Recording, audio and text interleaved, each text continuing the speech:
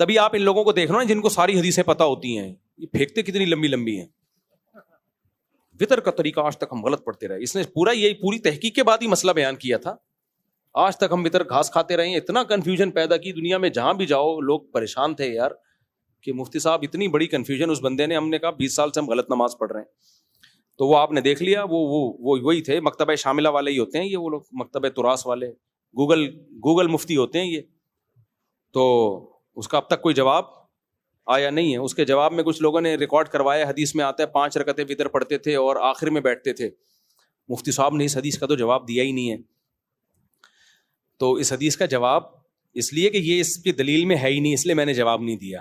وہ تو جو آپ کے دعوے کی دلیلیں تھیں ان کا جواب دیا. اس حدیث کا مطلب کہ 5 رکعت وتر میں آخر میں بیٹھتے تھے کا مطلب یہ ہے کہ 3 رکعت وتر اور 2 نفل، پورے کو وتر کہا گیا ہے. کیونکہ امام ترمذی نے کہا ہے پوری صلاۃ اللیل کو بھی کیا کہا جاتا تھا؟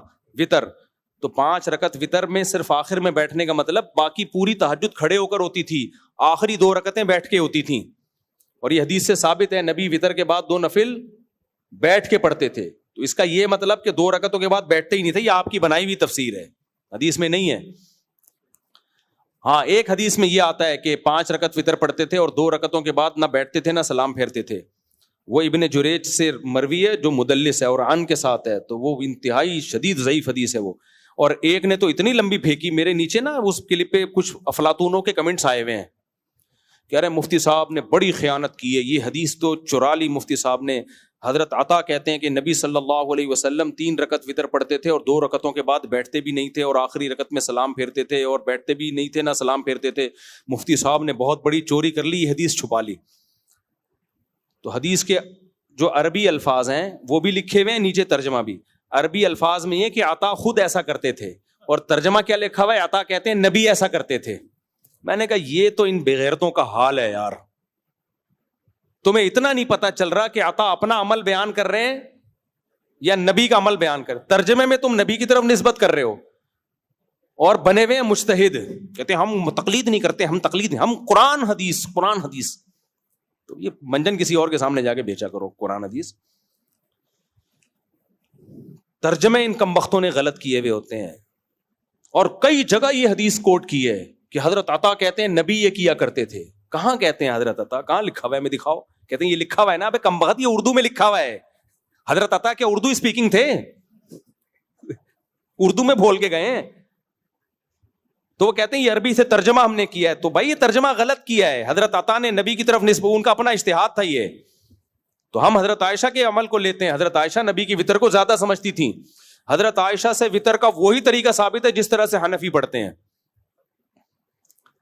بالکل ایز اٹ از یہی طریقہ ثابت ہے. اور باقی تمام طریقوں کی نفی ہے سیدہ عائشہ سے. باقی ٹھیک ہے اختلافی مسئلہ ہے، تو اختلافی مسئلہ ہے تو ہم حضرت عائشہ کو فالو کر رہے ہیں، اور اس سے حدیث مرفوع بھی ہے، نبی کا عمل بھی ہے. اور عبداللہ بن عمر کا عمل یہ ہے کہ وہ 2 رکعت کے بعد سلام پھیرتے تھے.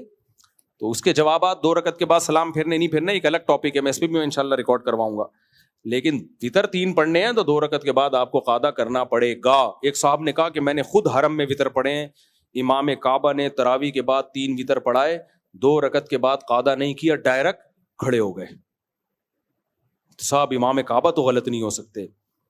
تو پھر آپ ایک اصول پہ ٹکو، آپ بولو پھر قرآن و حدیث کی میں ہمیشہ وہ تشریح مانوں گا جو امام کعبہ سے پھر دلیل ولیل کی بات مت کرو. تو اس کے جواب میں پھر ہم کہیں گے آج آپ امام کعبہ کی تقلید کر رہے ہو، ہم ابو حنیفہ کی کر رہے ہیں، پھر جو تبع تابعین میں سے اور راجح قول کے مطابق تابعین میں سے تھے، جن کو 50% سے زائد امت نے فالو کیا ہے. برے ہم امام کعبہ کو بھی نہیں کہتے، قابل احترام ہے ہمارے لیے. تو پھر آپ مقابلہ نبی کا ابو حنیفہ سے نہیں کراؤ، پھر آپ ابو حنیفہ کا امام کعبہ سے مقابلہ کراؤ. ٹھیک ہے نا؟ ٹھیک ہے نا؟ تو اس میں امام حنیفہ کا پلہ بھاری ہے.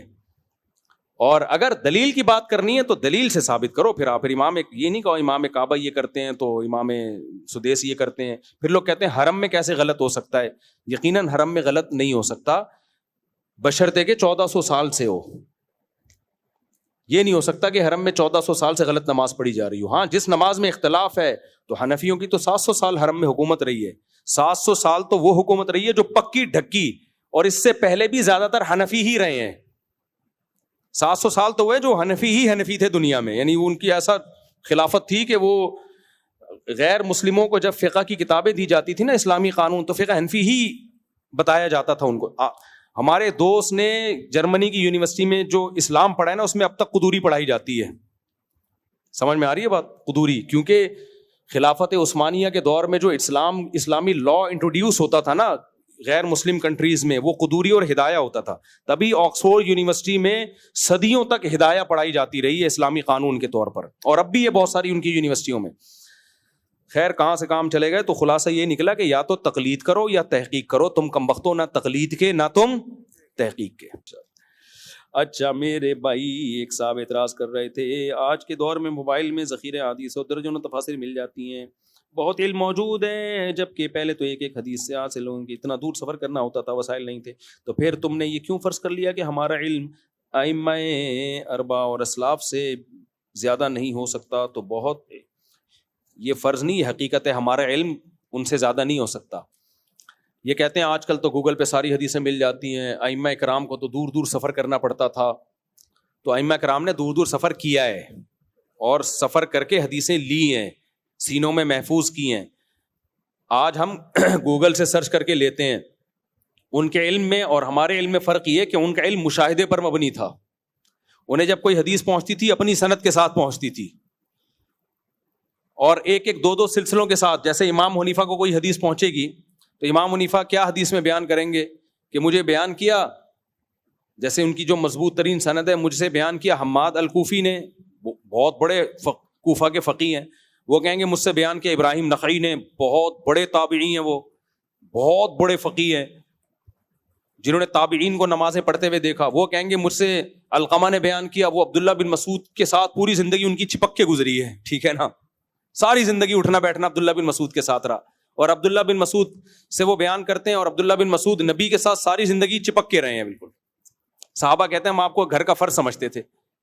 تو یہ علم گوگل اس کے لیول کا ہو ہی نہیں سکتا. تو یہ بکواس ہے کہ ان چاروں امام اور ان مجتہدین سے زیادہ ہمارا علم ہے, چونکہ ہم نے مکتبہ شاملہ اور مکتبۃ التراث اور گوگل ہمارے پاس ہے. آپ کا سارا کتابوں کا بوجھ بھی آپ رکھ لو تو آپ کی مثال ایسے ہی ہے کمثل الحمار یحمل اسفارا. وہ تفقع, وہ بصیرت, وہ تقوی اور مشاہدہ کا علم. جیسے کوئی حدیث صحابی بیان کر رہا ہے تو وہ ان کو دیکھ بھی رہے ہیں, نماز پڑھتے ہوئے دیکھ رہے ہیں, زکاتیں دیتے ہوئے دیکھ رہے ہیں. تو وہ علم کا, ہاں یہ ہر انسان سے ہو سکتا ہے کہ کوئی حدیث کسی تک نہ پہنچی ہو. یہ تو آج بھی ہو سکتا ہے. کتنی دفعہ آپ تحقیق کر رہے ہوتے, گوگل, مکتبہ شاملہ سب میں تلاش کر لیا, بعد میں پتا چلا یار یہ تو حدیث موجود ہے, ہماری نظر سے نہیں گزری. تو یہ ان کے ساتھ بھی ہو سکتا تھا. لیکن ان کے ساتھ اگر ہوا ہے ایسا تو ان کے شاگردوں نے کریکشن کر لی کہ یار ہمارے استاذ کو یہ حدیث نہیں پہنچی تھی, تو انہوں نے کریکشن کر لی اور وہ فقہ کا حصہ بن گئی وہ. اور آج کریکشن بھی نہیں کرتے. اور سب سے بڑی بات یہ جو تفقع اور بصیرت ان لوگوں میں تھی وہ تھوڑی آج ہو سکتی ہے.